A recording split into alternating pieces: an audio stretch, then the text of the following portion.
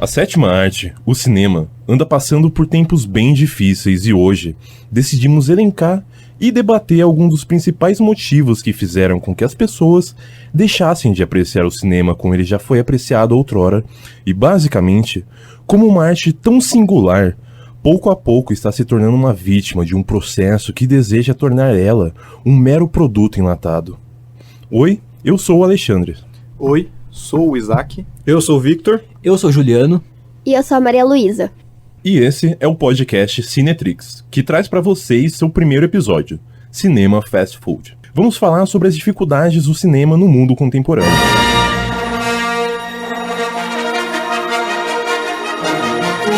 Bom, para tudo que você vai analisar, é bom ter uma base teórica para isso, porque você descobre que tem autores que já escreveram muito daquilo que você ainda está pensando. A partir disso, os motivos que levam o cinema a esse ponto podem ser observados há muito tempo nos estudos da Escola de Frankfurt, que propunha a teoria crítica. O Alexandre vai me ajudar a explicar, mas eles tinham essa ideia de que a razão humana, era dividida entre instrumental e crítica.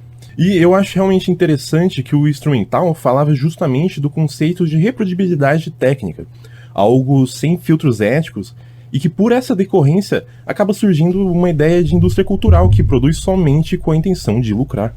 Então, e é por isso que para a Escola de Frankfurt ela não se configura de fato como cultura, pela razão de existir. Inclusive, acho que essa questão fica muito evidente em grandes indústrias do entretenimento, como a Disney, que tem produzido diversos filmes, todos muito rápido. A Marvel agora entrou nessa e tá na sua pior fase, mas sem se importar tanto com a qualidade do roteiro, da atuação ou da produção, porque não é essa a intenção. E isso é uma coisa que o próprio Bob Iger, o CEO da Disney, admitiu e supostamente está querendo mudar, já que ele diz que percebeu que essa estratégia tá falhando e até mesmo os consumidores estão deixando de consumir os filmes da empresa, já que a produção de pouco a pouco se tornou algo automatizado e meticulosamente planejado para lucrar. Além disso, tem a questão do uso de filmes como propaganda, né?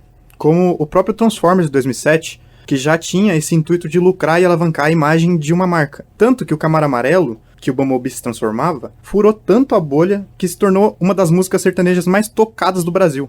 E para usar um exemplo mais recente, Isaac, a própria Barbie mesmo, que além de ter trazido a questão da memória afetiva das mulheres como uma apelação, né, a febre cor-de-rosa como uma nova tendência estética, ela ainda alavancou muito as vendas da Mattel, que é a empresa que faz a Barbie. E agora até tem surgido uma onda de filmes sem sentido de brinquedo, filme do Play-Doh, filme do jogo de cartas Uno. O que é isso?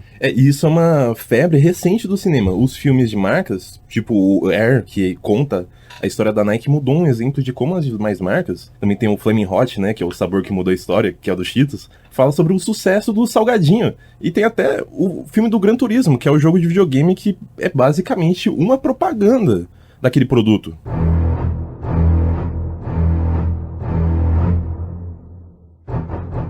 E isso é muito sobre estruturalismo, criado e definido pelo Umberto Eco, que fala sobre como os produtos da indústria cultural, como os filmes, por exemplo, estão sendo feitos de maneira padronizada. Nessa proposta do Eco, a gente nota como diversos gêneros cinematográficos possuem um esquema próprio a seguir. Algo que é intenso naqueles filmes de espionagem ou mesmo naqueles famosos Água com Açúcar, que é sempre uma estrutura que a gente sempre deve seguir. Verdade, Alexandre. Isso acontece porque eles lançam um longa e se esse filme acumula lucro, acaba se tornando referência de esquema para as futuras produções do mesmo gênero, que traz uma saturação da visão dos fãs, o que vai fazer com que encontrem uma outra fórmula e outro esquema para o mesmo gênero e vire assim um ciclo infinito. O problema é que isso influencia no quesito artístico e individual de uma obra e até do diretor. Não que não exista mais um lado criativo no cinema, mas se você pegar o cinema hollywoodiano, que é o que comanda esse mercado atualmente, ele não executa nem incentiva a inovação nos seus filmes. Existe espaço para tudo, mas a consequência do excesso é que a grande massa não consome e nem sequer encontra esse cinema mais contemplativo, né? Chamam de cinema-arte, porque de fato é uma coisa mais artística, mais profunda. Sim, isso é evidente em praticamente todos os filmes. As próprias sagas de heróis, como são famosas mundialmente, seguem o mesmo roteiro sempre. A introdução, que nos apresenta o problema da história, o vilão, normalmente em uma batalha, e depois de suas motivações, o conflito interno do herói e suas motivações, outra batalha que normalmente o vilão ganha, e por fim, a batalha final, onde há o desenvolvimento do herói e ele vence. E muita gente acha que isso realmente não importa para os fãs, e que eles fizeram um sucesso antes, vão permanecer fazendo isso para sempre. No entanto, a gente pode observar que não só pela crítica especializada, como o próprio público na internet, E toda essa estrutura já não está sendo muito bem aceita, já que esse cinema enlatado pode ser observado desde as sequências de filmes do Velho Oeste lá dos anos 60. Ou a própria saga do James Bond e a grande maioria dos filmes dos anos 80 que retratavam a Guerra Fria, mostrando a soberania dos Estados Unidos à União Soviética. O que acontece muito, Isaac, é que a massa popular, o trabalhador, o estudante que está ali cansado, muitas vezes eles não desejam algo que faça pensar, contemplar alguma história, e sim algo só para sentar no sofá e descansar a mente. Rir de qualquer coisa. A indústria viu nisso uma forma de lucrar, só que eles se limitam a somente um cenário e acabaram empobrecendo todo o cinema.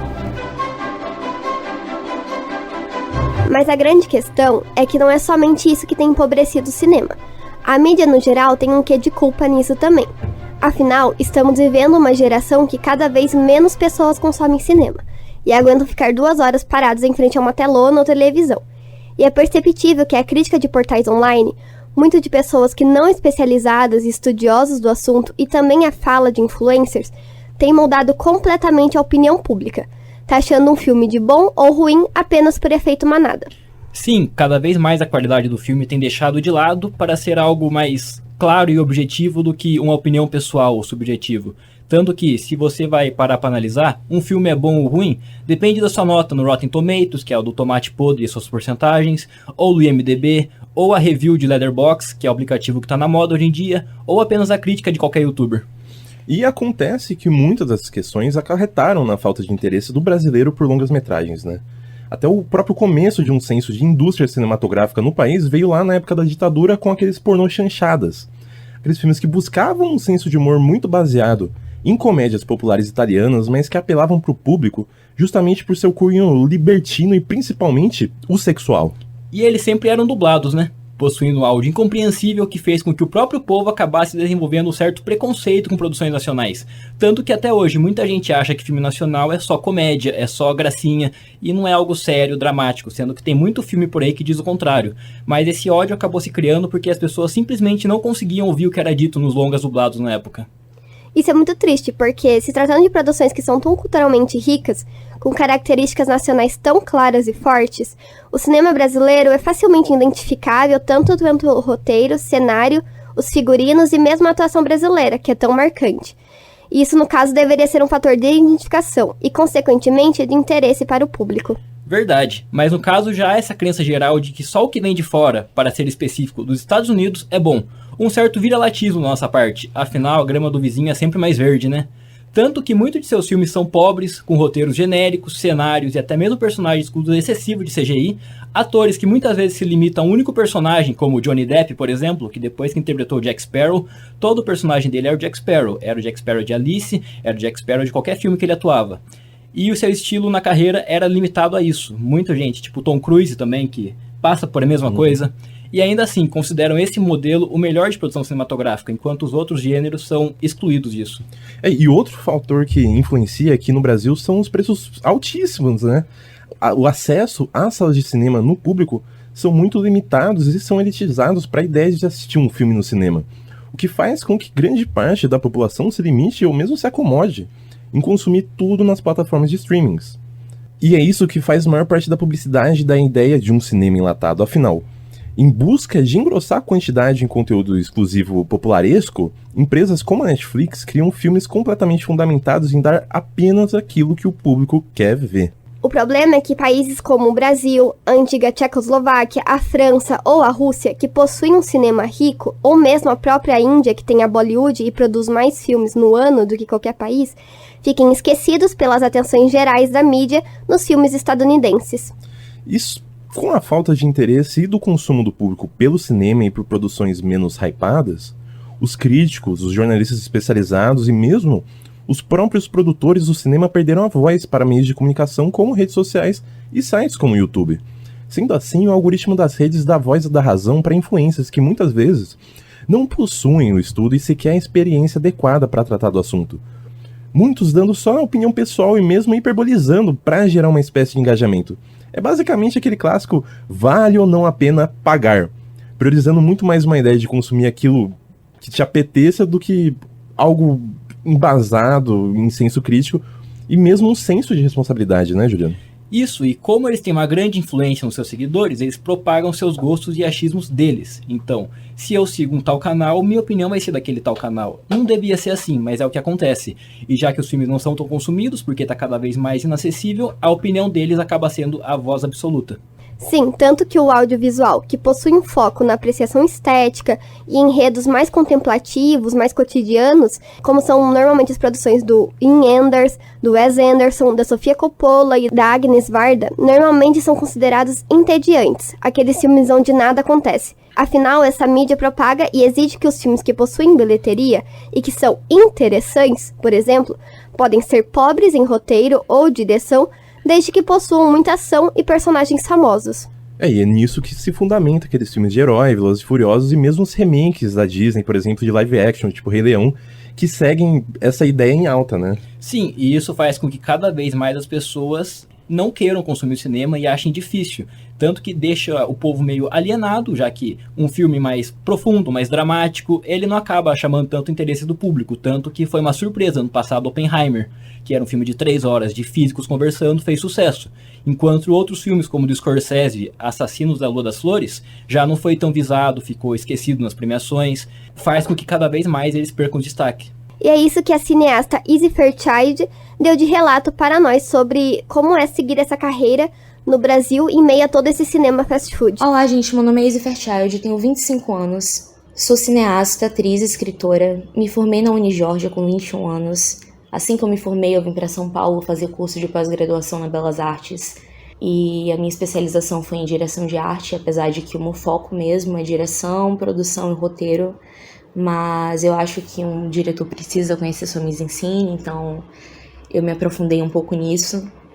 Eu também decidi fazer um curso de formação de atuação aqui, então agora eu tirei o meu DRT, sou atriz profissional. Hoje eu tô aqui para falar sobre essa produção em massa e eu gostei muito de tudo que os meninos falaram, especialmente essa discussão sobre Marvel e Disney, que são 2 estúdios que são os que mais produzem coisas excessivamente e tem cada vez mais perdido sua qualidade. As pessoas comentam muito sobre o quanto tem decaído. Isso é um fato. Quando você faz muitas coisas de uma vez, acaba que nenhuma delas realmente ganha um grande destaque. E quando eu digo destaque, eu não tô dizendo da bilheteria, porque a bilheteria é sempre enorme e é sobre isso que eles estão focando. Mas você deixa de se ligar tanto na qualidade do seu roteiro, na qualidade da sua fotografia, da sua direção de arte, da sua direção. A gente tem diretores extremamente soberbos nesses lugares que já falaram coisas absurdas sobre os cinemas que eles produzem. O Scorsese ele foi linchado por ter falado aquilo da Marvel, mas foi uma falta de interpretação imensa, porque o que ele quis dizer é que essa massificação de produção está ocupando salas de cinema que poderiam estar mostrando filmes que antigamente eram exibidos de diretores mais autorais, mais independentes, de diretores que têm assinatura. Então a gente precisa ter esse espaço para outras direções dentro das salas. E esse eixo de Hollywood tá assim, afeta não só Hollywood, como também afeta completamente qualquer outro país, até o Brasil. A gente vê os filmes que passam em salas brasileiros e é muito difícil a gente ver um filme brasileiro independente ou um filme brasileiro autoral, ou de fato que saia desse eixo Globo Record, que esteja passando por lá.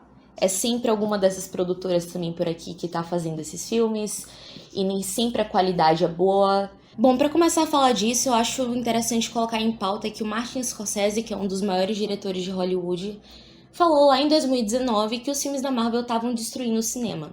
Isso gerou uma grande comoção no público, que começou a dizer que ele era um velho chato, que ele estava querendo se fazer de cult ou alguma coisa do tipo, ou querendo se achar melhor do que quem consome filmes da Marvel. E não era sobre isso.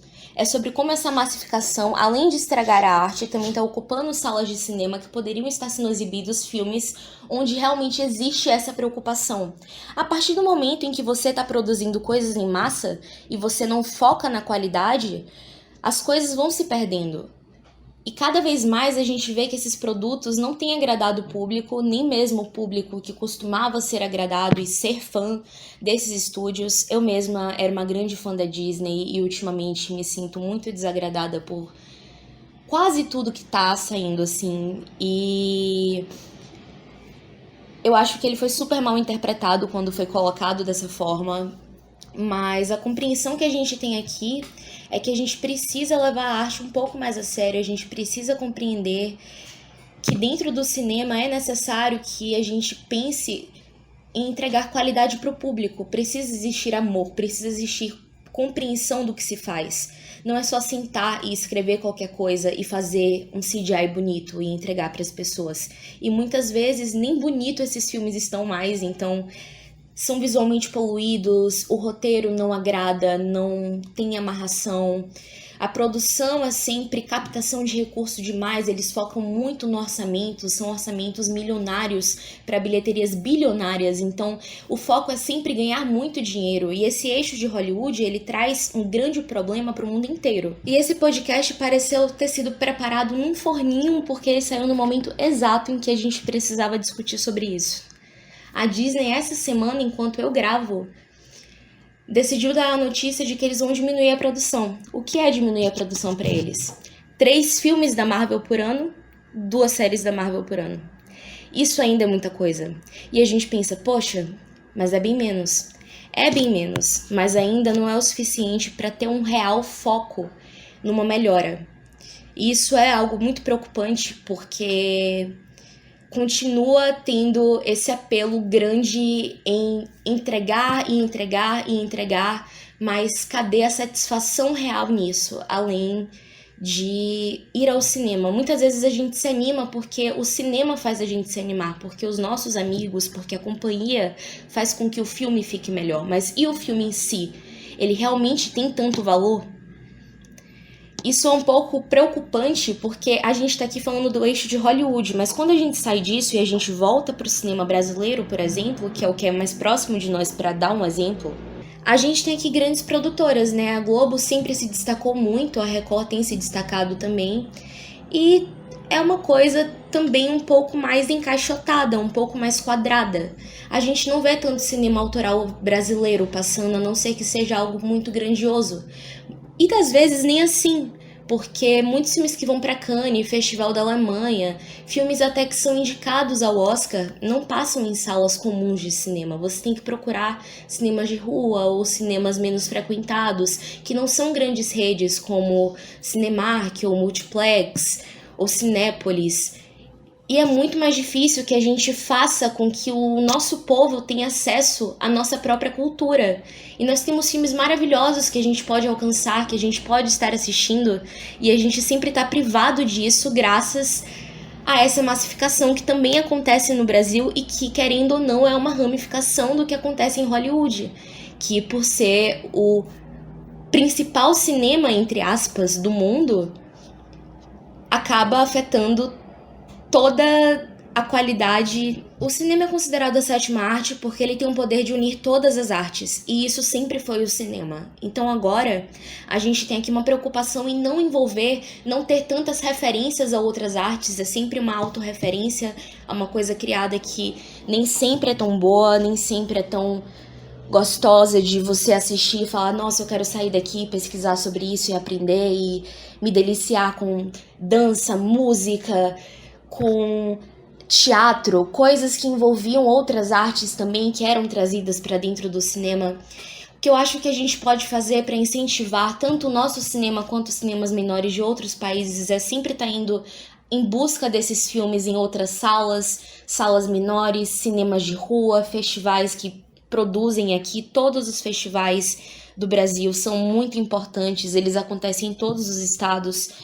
E é muito bom a gente poder dar essa influência, porque vem filmes de fora, vem filmes aqui, e a gente pode dar essa visibilidade, a gente tem o poder de ajudar, o poder de fazer isso se tornar maior. Então, o que eu digo hoje é pra gente buscar o nosso cinema, buscar trazer a arte de volta, não só no Brasil, mas no mundo inteiro. Para finalizar, eu gostaria de agradecer ao convite e desejar muito sucesso para todos vocês, e que vocês sempre consumam arte e vejam da forma mais bela possível, porque é capaz de salvar tantas vidas e é uma das coisas mais belas que a gente pode ter. Esse foi o primeiro episódio do Cinetrix. Obrigado pela atenção e agora vamos estourar uma pipoquinha, ligar a televisão e apreciar um bom filme? O podcast Cinema Fast Food foi um trabalho produzido para a disciplina Projeto Integrador Mídia Sonora em Jornalismo pelos alunos Alexandre Mello, Isaac Sartre, Juliano Rosa, Maria Luísa Vaz e Vitor Bezerra do 3º semestre de Comunicação e Jornalismo da Universidade de Sorocaba. Com participação da produtora, diretora e roteirista de cinema Izzy Fairchild, gravado no estúdio Rádio Niso, técnica de Douglas Vale sob orientação de Fernando Negrão em maio de 2024.